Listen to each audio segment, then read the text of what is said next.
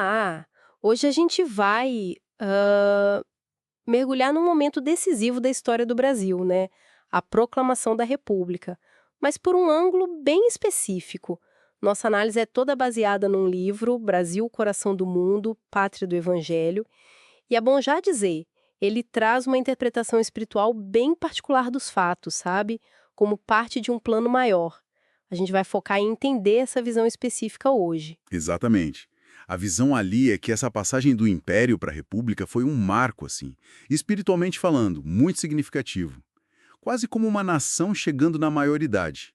A ideia central é que, a partir daquele ponto, a orientação espiritual mudaria o foco. Sabe, se afastaria um pouco da política direta. Interessante isso de maioridade. E o que isso queria dizer na prática? Assim, para essa interpretação. Queria dizer que o Brasil, como coletividade, passaria a ter, bom, a responsabilidade total pelos próprios atos, pelas escolhas políticas.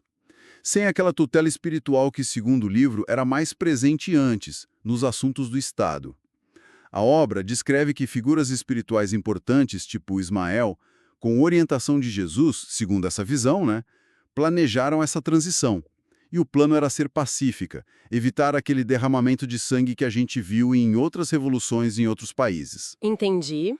Uma transição mais suave, então. E se essa tutela direta na política ia diminuir, para onde iria o foco dessa orientação espiritual que o livro menciona? Ah, o direcionamento seria outro. Seria a evangelização e o que a obra chama de reforma íntima. Reforma íntima? É, a transformação moral de cada pessoa, através de valores como, sei lá, paciência, humildade, caridade. O livro liga isso muito ao fortalecimento do espiritismo, que ele até descreve como o cristianismo revivido. Ah, tá. Então, menos ação direta lá nos palácios do governo? Isso.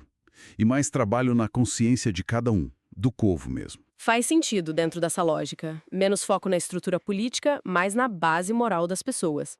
E como essa perspectiva descreve o evento em si, o 15 de novembro de 89, com Deodoro, Benjamin Constant e os outros? Olha, o texto apresenta a proclamação como o ponto final desse processo planejado, né? Menciona a influência positivista ali entre os republicanos, que buscavam uma ordem nova sem aqueles conflitos religiosos do passado. E esse evento, o 15 de novembro, é descrito ali como o último grande ato político a ter o amparo direto do plano espiritual. Foi o que selou essa passagem para a autorresponsabilidade do país. O último com amparo direto. Exato. A partir daí, segundo a obra, o Brasil político seguiria, assim, por conta própria. E a reação de Dom Pedro II? O que o livro diz sobre como ele viveu aquele momento? Descreve que ele ficou surpreso, sabe? Especialmente com a adesão do Deodoro ao movimento, uma figura que ele tinha em alta conta, mas enfatiza muito a recusa firme dele em permitir qualquer reação armada para tentar manter o trono. Ele agiu para evitar violência mesmo. Sim, essa parte é bem conhecida. E tem aquele detalhe do exílio, né? Que sempre comentam. Tem sim. E o livro usa esse ponto para reforçar o argumento. Dom Pedro II aceitou o exílio rápido, não quis a indenização que ofereceram. E tem aquela história, que a obra incorpora, de que ele pediu só um travesseiro com terra do Brasil. Nossa! É. E o livro interpreta essa atitude toda como se fosse uma carta de alforria para o próprio imperador, sabe?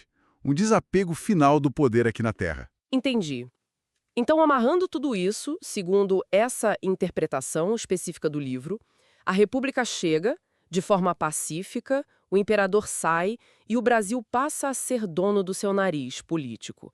Qual seria o legado disso tudo? O legado principal seria essa liberdade política conquistada, né?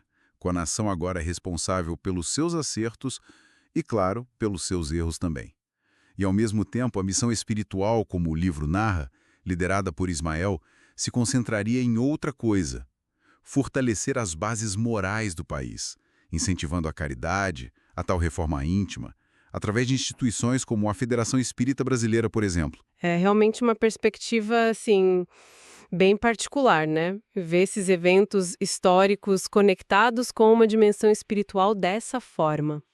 A República como esse rito de passagem para a autorresponsabilidade nacional. Sem dúvida. A narrativa ali sugere uma dança constante, sabe? Entre destino, orientação espiritual e as escolhas que a gente faz como coletividade. E como isso tudo molda a história de um jeito específico. Fica a reflexão, então, inspirada por essa leitura. Como as sociedades, e talvez até nós mesmos, né? Como a gente lida com esse momento de assumir a responsabilidade total pelas nossas escolhas, com todo o peso e, claro, toda a liberdade que vem junto.